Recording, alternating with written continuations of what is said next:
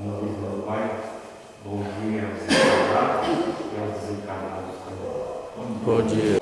Vocês conhecem a história de Jesus Cristo, não estou aqui para relembrar nada, mas a partir do momento que Jesus Cristo foi crucificado, que teve aquele sofrimento todo, ele foi enterrado. E contava essa história, todo mundo se contava desde o início, em que este profeta, em que este enviado do Altíssimo, ele iria ressuscitar no terceiro dia. Ponto. Ressuscitar. Ressuscitar é uma palavra católica, que é a ideia do morto ressurgir. E isto é impossível. A própria ciência diz que é impossível. A doutrina espírita explica que, na verdade, você não ressuscita, que o corpo físico ele não se agrega de novo, molécula por molécula, tudo se ergue de novo com o mesmo pensamento e passa a surgir. É impossível. O que aparece é justamente o que Jesus Cristo se ressurgiu naquele momento, foi o Espírito de Cristo em seu perispírito. Porque seu perispírito, sim, é algo que pode manter-se até as próximas encarnações. É justamente o perispírito que faz com que eu reencarne novamente. Porque se já imaginaram, se nós levantássemos do túmulo, não teríamos esse corpo físico, teríamos o mesmo, com o mesmo pensamento, as mesmas ideias, e para quê? Deus estaria derrubando a sua lei. Então, ressuscitar não existe. Ele surgiu. Ele, como perispírito, surgiu. E o que acontece? Passamos o terceiro dia, ele aparece. E aparece para quem? Para as mulheres. E em determinado momento ele também aparece para os seus discípulos. Só que os seus discípulos tinham um que não estava presente. A vida é sempre assim. Tudo que vai acontecer de importante no movimento espírita, religioso, qualquer que seja, tem sempre algum que ele está preocupado com o quê? Com o seu mundo, com a sua realidade. E ele perde os momentos da vida. Ele perde justamente as chances que ele tem justamente de ter alguma coisa que possa melhorar. Por quê? Porque ele vive seu ambiente muito mais material do que tudo. E esse discípulo, ele não vê Jesus Cristo aparecer. Ele não percebe, ele não vê. Ele não vê Jesus Cristo tendo diálogo com as mulheres. Esse Jesus Cristo, esse discípulo, na verdade, era Tomé. Tomé, mais conhecido entre os discípulos pelo apelido de Gêmeo. Eles não chamavam Tomé de Tomé, eles chamavam de Gêmeo. Agora não me pergunte por que eu não sei, que eu não estava lá. Aí o que acontece? Os discípulos vêm, voltam, estão reunidos na casa do caminho. Eles estão reunidos justamente na casa do caminho, não no barracão de Jesus, como ele é, mas na casa do caminho. É justamente um barracão mesmo, aquilo que meu pai sempre fala. Eles estão reunidos ali. E entra Tomé. E aquele alvoroço, todos conversando, olha que coisa incrível, aconteceu, não sei o quê. E Tomé daquele jeito lá, o que foi? Jesus apareceu. Ele, quer? Jesus apareceu, conversou com a gente, conversou com as mulheres. Eu não acredito em vocês. Se eu não puser a mão na ferida lá do braço da mão dele, que do cravo cortou, eu não acredito. Se eu não tocar em Jesus Cristo, eu não acredito. Vocês são tudo um bando de doido. Vocês têm o que na cabeça, ninguém vai se levantar. Aí eu explico, Tomé não, é Tiago. Ele não levantou Lázaro. Aí Tomé ficou, cara. Porque é engraçado, a pessoa que duvida muito, quando você faz um questionamento, ele para. Ele não tem argumento. Ele não levantou Lázaro? Ponto aqui. Lázaro não estava morto. Jesus Cristo não ressuscitou Lázaro. é interrogar a lei do Criador. Lázaro tinha catalepsia. É uma doença que até hoje existe. E por incrível que pareça, muitas pessoas na Idade Média foram enterradas vivas. É tanto que existe aquela história de uma cordinha no túmulo. Se a pessoa acordar, puxar a cordinha e o sino e a pessoa sai fora. Muitas pessoas morreram disso e até hoje isso acontece. Só que como a medicina já está mais avançada, existe um certo controle disso. E Jesus Cristo, como um ser bem evoluído, um ser de uma compreensão enorme, sabia disso. E ele, como tinha um magnetismo muito forte, Jesus Cristo com uma mediunidade absurda, né, um ser de efeito físico fenomenal. Se você puder pegar o método de efeito físico e colocar Jesus como isso, você não consegue compreender. Ele era capaz de muitas coisas. E o que ele faz? Ele magnetiza novamente Lázaro e fala: Lázaro, levanta. Lázaro se levanta. Aos olhos da incredulidade, aos olhos da incompreensão, aos olhos das pessoas, Jesus Cristo ressuscitou. E é a ideia. Então Tomé disse: não, ele ressuscitou. Os discípulos pensaram: ele levantou. E Tomé fica quieto. Eu não acredito em vocês. Vocês são tudo. E ele vai embora, acaba a reunião, tal, ele não consegue aceitar, ele não aceita. E todo mundo conversando, ele olha para o pessoal: doido. Isso se passa 8 dias. No 8º dia, eles estão realmente reunidos na casa do caminho. Eles estão dialogando como vão levar o Evangelho do Cristo. Ao mesmo tempo, agora eles estão muito mais motivados. Pedro está muito mais motivado. Por quê? Porque ele viu Jesus Cristo. Todo aquele conceito que Jesus Cristo tinha falado aconteceu. E ele viu Cristo. Então eles se reúnem motivados para levar o Evangelho adiante. As portas estão todas fechadas. Como diz no Evangelho, estão lacradas. E eis que aparece Jesus Cristo. E aquela voz dele: a paz esteja convosco. Todo mundo olha. Tomé, o coração bate no pescoço. Ele se estremece. E Jesus Cristo olha para Tomé. Estende a mão para Tomé. Me toca, Tomé. Tomé, tremendo, põe a mão, abraça-me, Tomé. E Tomé abraça e sente. Aí eu ponto. Mas se Jesus Cristo é um Espírito, um perispírito, como que Tomé segurou na mão dele? Como que Tomé abraçou Jesus Cristo? Como? Se ele é um perispírito, um espírito dentro de um perispírito, como que Tomé abraçou Jesus Cristo? Como que Tomé sentiu Jesus Cristo? Como, gente? Se ninguém responder até agora, eu vou pedir aos espíritos que estão aqui nesse canto que dê uma cabeçada em cada um de vocês, que são estudantes da Casa do Caminho. Oi? O presidente da casa tinha que ficar calado, mas ele não fica. Né? Ele tem que ficar calado, ele tem que deixar os discípulos do seu Luiz falarem, mas ele não fica quieto, ele tem uma urticária, ele estraga o negócio. Eu espero que alguém não tenha ouvido. O que ele falou? Materialidade, ele materializou. Só ele que tem materialidade? Não. Quem é que provoca a materialidade? Quais os médicos que provocam a materialidade? Os médicos físicos. De efeito físico, não falei que Jesus Cristo era o médico de efeito físico? Então, Tomé vira: Senhor, Jesus. É ele.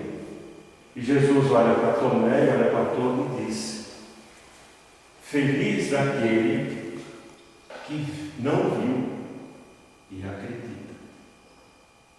Feliz daquele que não viu e acredita.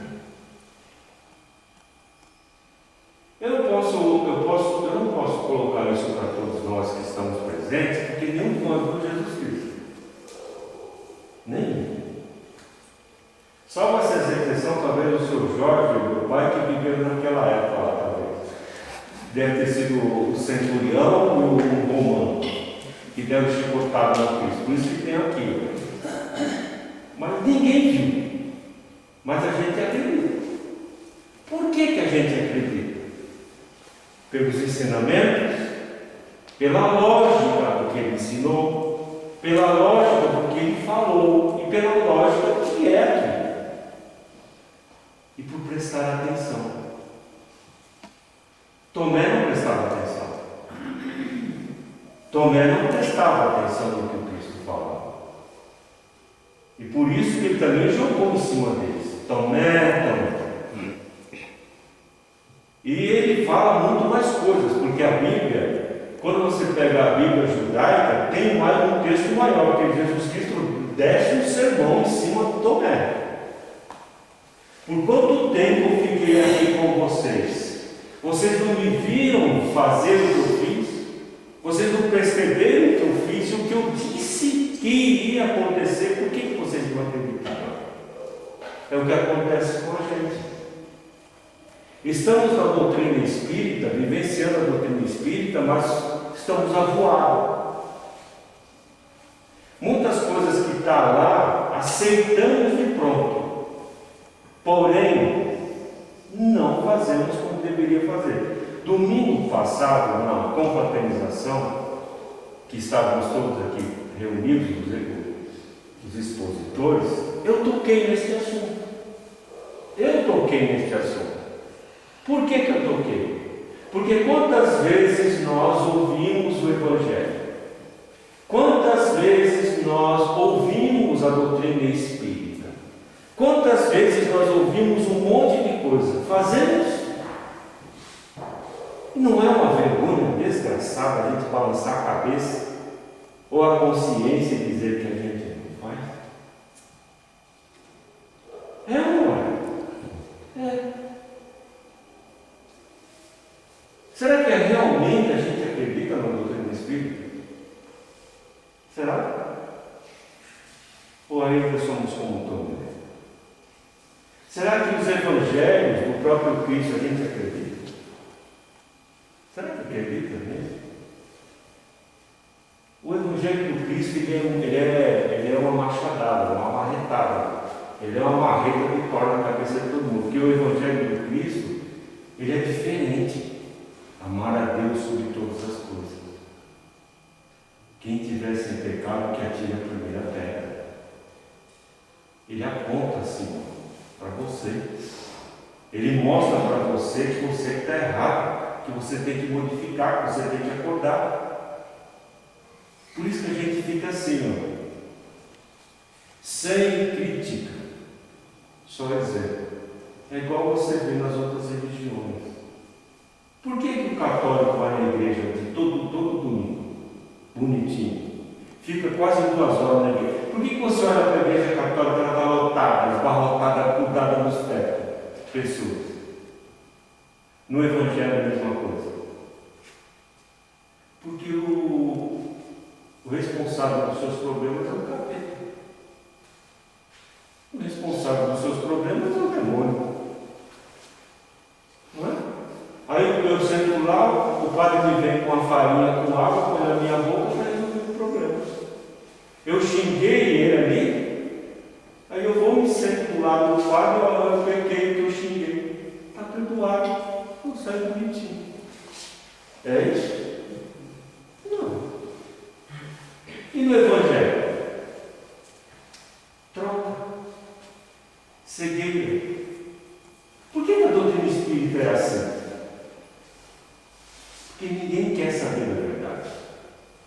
Ninguém quer saber que a verdade é dura e crua. Que a verdade tem outro conceito. Tomé.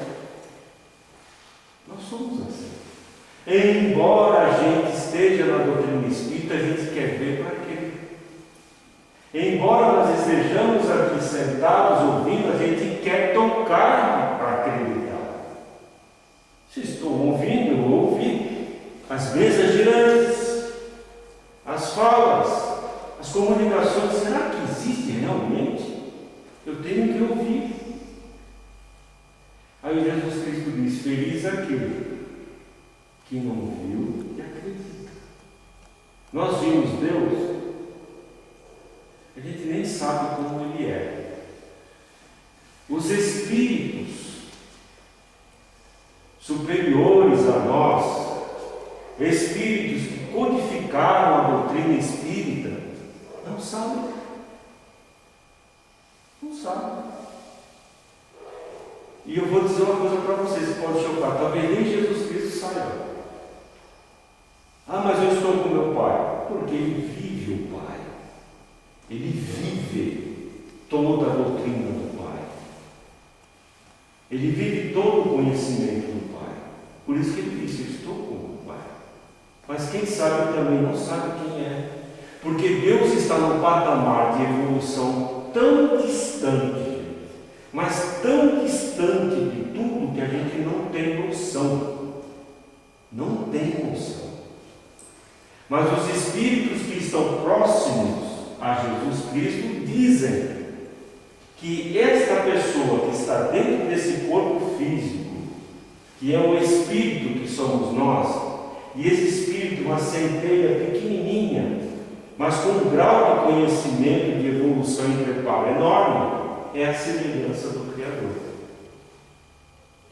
Isso quer dizer que Deus, nós somos a semelhança dele, é algo, uma energia, um ponto, um chip imenso, ninguém sabe, mas que tem um domínio incrível. Agora, feliz aquele que acredita, que a sua fé transborda sem ter visto. Porque a partir do instante que... Agora, existe uma coisa, eu sei que às vezes então está aqui os pensamentos. Existe uma coisa em você: acreditar, em ver, a crer e ir adiante. São as coisas materiais, são as coisas do dia a dia, são as coisas da nossa sociedade, do nosso mundo, são as palavras de muitas pessoas humanas, coisas que são jogadas para nós. Aí sim você tem que ver para crer, porque senão você sucumbe. Mas o que vem do domínio, superior, domínio do Espírito, domínio do Criador, você tem que sentir. Você tem que sentir. E é aquilo, Jesus Cristo, quando critica Tomé, ele está criticando Tomé naquilo que Jesus Cristo ensinou. Não principalmente porque Tomé tinha que pôr a mão e ver. Não, porque Tomé não acreditou no que Jesus Cristo ensinou. Já imaginaram, como eu comentei no início, você está convivendo com um ser tão superior e ele está te dando exemplo, porque Jesus Cristo, o próprio caminhar dele está me ensinando você como viver na vida. Jesus Cristo é aquele indivíduo, um espírito amigo nosso aqui, o Ezequiel, ele falava: Jesus Cristo, se alguém falasse alguma coisa ou criticasse, ele falava: está tudo bem para vocês não saber? Ao mesmo tempo ele cutucava, porque nós todos temos uma curiosidade absurda. E essa curiosidade faz com que a gente fofoque. E a fofoca faz o quê? Atrapalha. E ele estava no tranco. E quando perguntava alguma coisa para ele, ele falava: não sei. Por quê? Porque ele morria, ele matava aquilo ali. Jesus Cristo matava todo tipo de situação que fosse dar prejuízo. Ele ensinava os seus discípulos e apóstolos a que você raciocinasse naquilo que você fosse falar. Porque de repente aquilo que eu for falar de alguém ou criticar alguém, ou julgar alguém, eu posso causar um prejuízo. Pode ser um prejuízo emocional, pode ser um prejuízo qualquer que seja, ele segurava. Ele tinha esse tipo de atitude. Vós sois Deus? Ele disse que ele era Deus. Tu és o Filho de Deus? Ele falou o quê?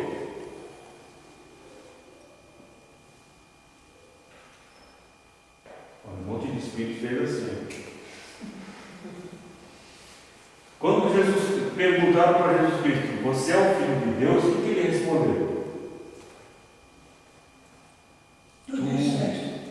Tu disseste. Eu sou. Na verdade está lá, em hebraico. Tu o disseste quem eu sou. Ele não disse eu sou. Tu o disseste quem eu sou.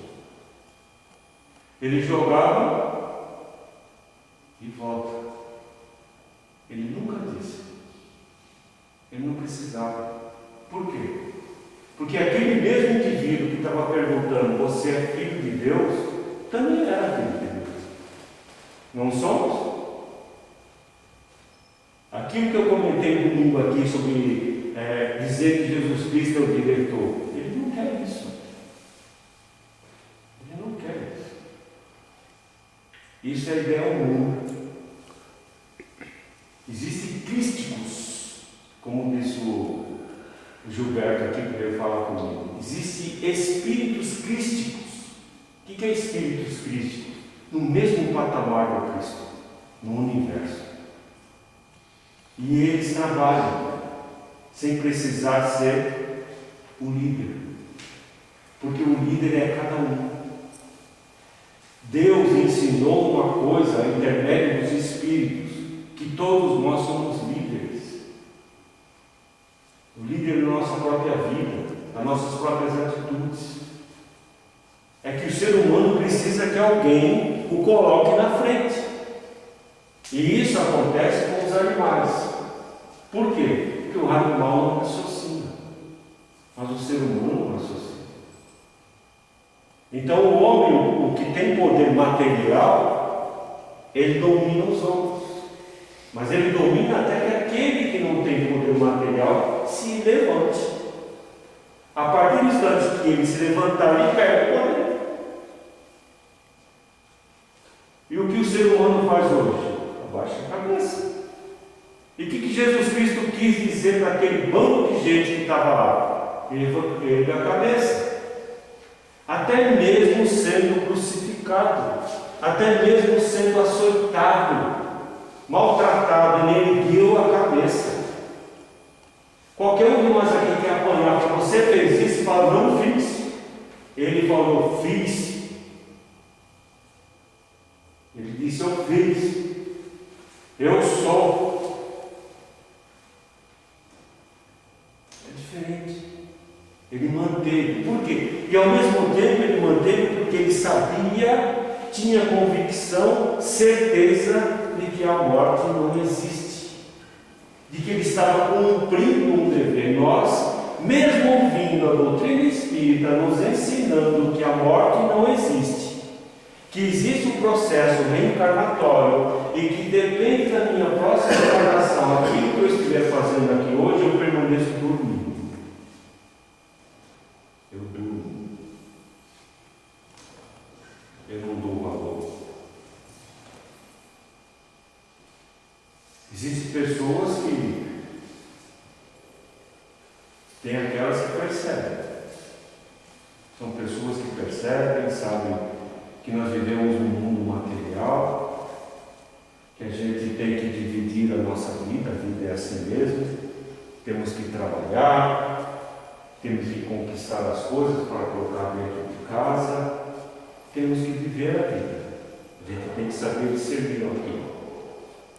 Mas a gente tem que entender também que esse lado espiritual, ele também tem que ser conquistado. Não é só você ir para a praia, não é só você ir para a Itália, a assistir a Copa do Mundo no carro, mas quem tem dinheiro, né, para assistir a Copa do Mundo, ou é você passear toda vez, todo domingo, e esquecer de buscar alguma coisa dentro de você. Aí eu escuto, mas eu leio o livro dos Espíritos em casa. Parabéns, muito bem. Mas tem alguém do seu lado discutindo com você aquilo que você não compreendeu? Tem alguém? Alguém que está do seu lado ali que diz, olha, isso que você entendendo está errado, por isso que a gente tem que ter convívio. E o Criador não tem essa possibilidade. Existem os estudos. A Igreja Católica tem os estudos bíblicos dela. O Evangelho tem, o Buda tem, o budismo tem, a doutrina espírita tem. Mas muitas pessoas não conseguem perceber que aquilo é importante. É o tomé da vida. Está ouvindo, mas não consegue perceber. Quando perceber que isso é importante para cada um de nós, você começa a dar passos adiante. Aí você é alertado, como Jesus Cristo alertou Tomé. Eu estive aqui, Tomé. Quantas vezes eu expliquei para vocês e vocês não perceberam? É tanto que, mesmo assim, quando Jesus Cristo retorna, Pedro se junta com todos os apóstolos e fala, nós vamos levar o Evangelho do Cristo ao mundo. E ele sai. Mesmo tendo visto Jesus Cristo retornando do suplício, mesmo sentado na mesa, Jesus Cristo ali no meio deles,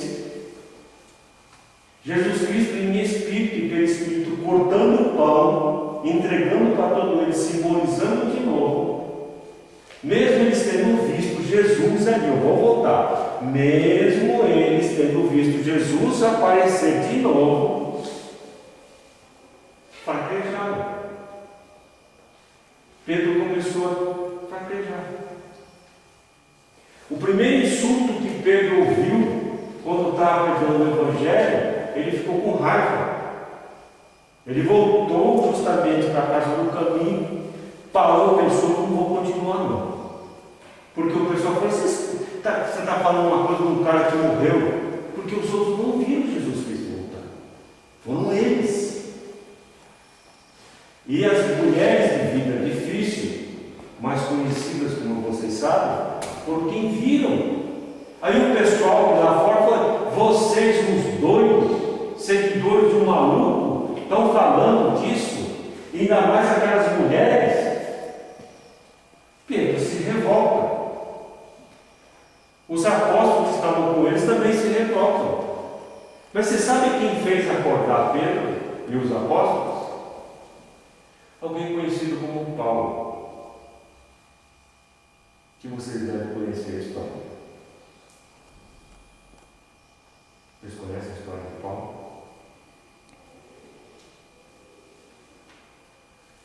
Quando ele vê Jesus, ele larga tudo, ele percebe tudo e ele vai adiante. Ele enfrenta. Ele começa a trabalhar que nem maluco. Existe uma pessoa que ele é o responsável por a gente estar sentado aqui dentro. Esse indivíduo ele é responsável para a gente estar aqui. Não é Jesus Cristo. É alguém que vocês conhecem como Allan Kardec.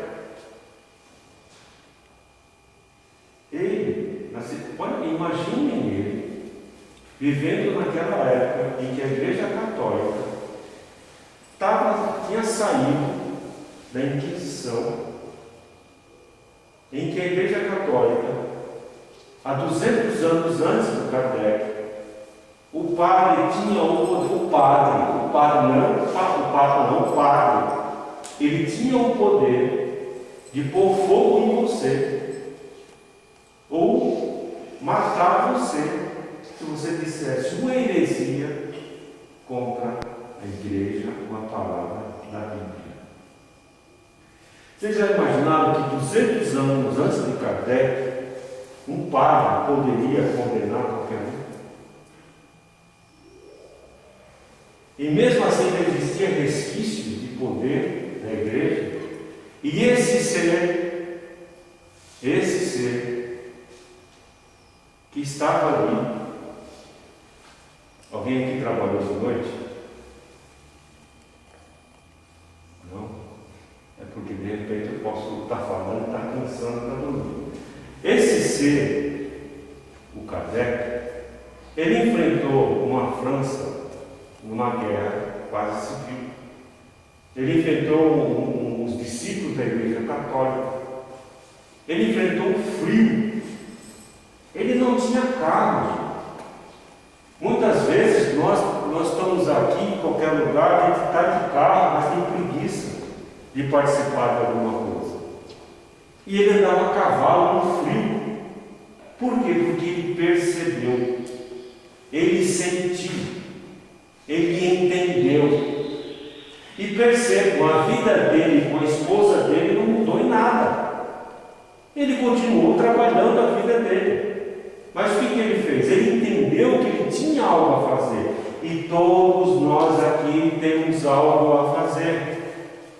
Talvez algum de vocês possam, quem sabe no futuro, eu espero, construir um centro espírita. E não é fácil, não. Não é fácil, não. Construir centro espírita não é fácil, deve haver prova. E eu que já venho de outros centros espíritas trabalhando como nós aqui, não é fácil, não. Manter uma estrutura como essa aqui, que é sem fins lucrativos, o lucro de um centro espírita, sabe qual que é? É ensinar a cada um o Evangelho, a doutrina espírita. Quem é que limpa as cadeiras aqui no centro espírita? Vocês chegaram agora, está tudo limpo aqui, não está? É alguns crucificados também, sempre, que também tem a casa para limpar, que também tem os móveis para limpar, que também tem a vida, mas se doa para isso, e se doa com amor, porque é uma vez no mês. Mas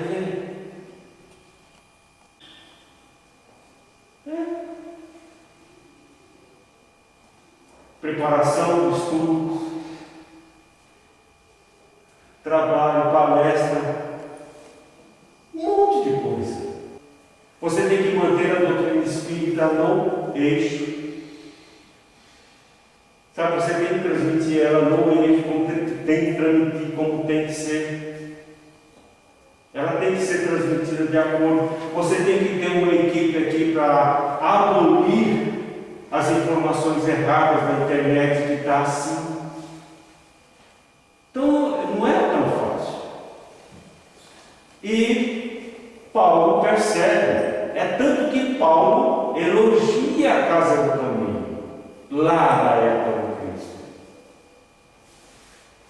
Só que tem uma coisa, Pedro começa a trabalhar de volta, é porque ele viu Paulo e falou: nossa, ele acordou, nossa, eu vou ter que falar. Não, foi porque ele foi com raiva.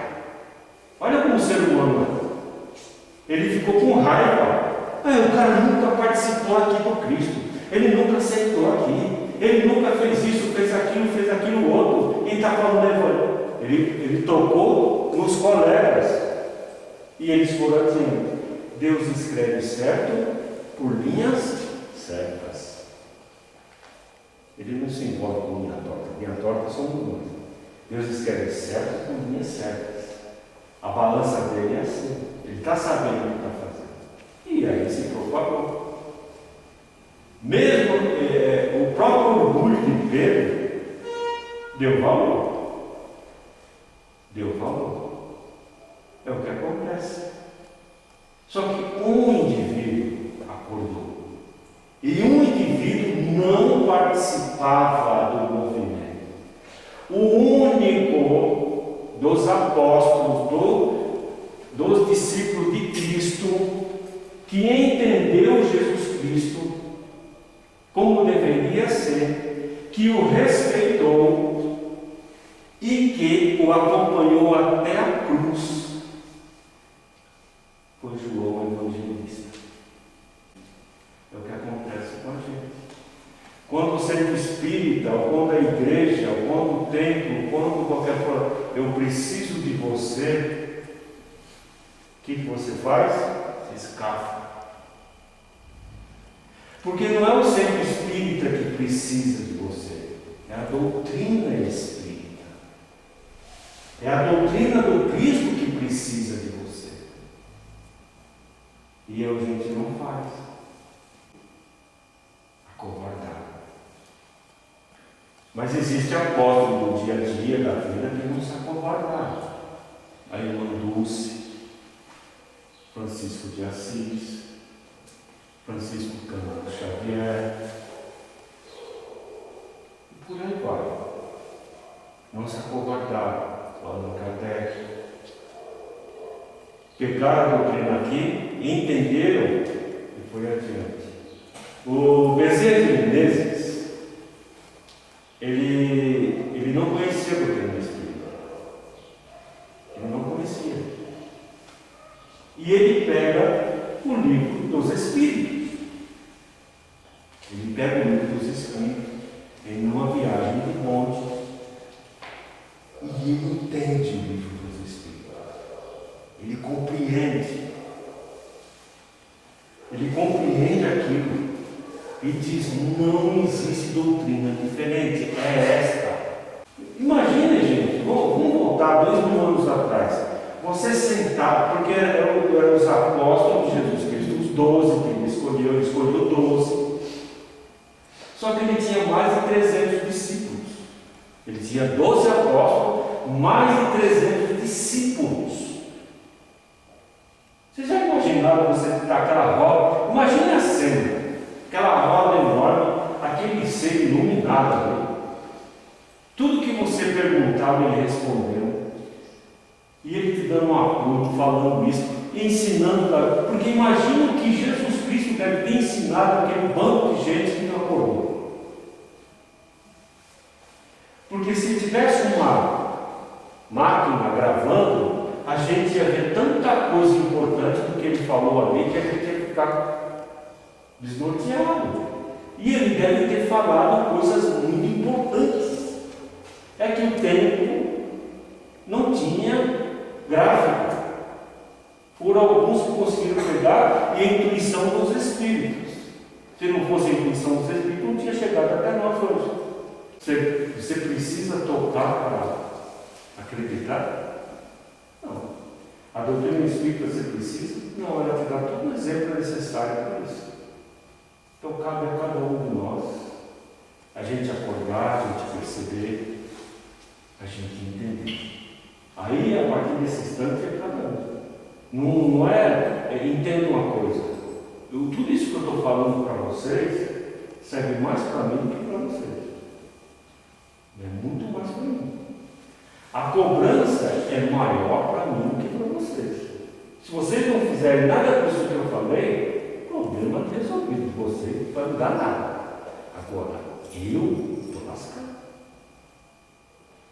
Eu estou perdido. Porque eu estou vendendo uma palavra e cobrando uma palavra aquilo que eu não fiz. Aí eu estou perdido. É aquilo que é. Esse é o que o Cristo quis dizer. Você é responsável pelos seus passos. Não é o outro, não é você. Quando Tiago menor, Jesus Cristo chama Tiago menor, me acompanha, e ele diz para Tiago menor: abandona tudo que tem e me segue. Não, mas meu pai, minha mãe. Mas ele não estava falando abandonar, ele estava falando abandonar aqui. Seguir aqui. Você pode estar com seu pai, com sua mãe, você pode estar com uns 400 milhões da Mega Sena. E tomara a Deus que a gente tenha. Né? Da Mega Sena. Mas que Ele esteja aqui, o Criador esteja aqui. De que os 400 milhões da Mega Sena não sejam tão importantes quanto Ele. porque isso vai pesar quando a gente desencarnar. Entendeu? Perfeito? Tudo na boa? Um ótimo domingo a todos nós.